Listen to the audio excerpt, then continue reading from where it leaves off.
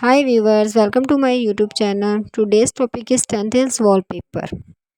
Unleash your creativity and elevate your home decor sorry, with Stenciled Wallpapers. Gather some inspiration for your stencil wallpaper design. Mirror the wall where you will apply the wallpaper. Choose stencil sheet with desired patterns. Cut out the patterns with a craft knife or a cutter. Sketch the wallpaper layout on paper or directly on the wall. Secure the first stencils with painter's tape. Use a paintbrush to apply paint to the stencils cutout areas. Let the paint dry before moving to the next section. Layering and mixing patterns.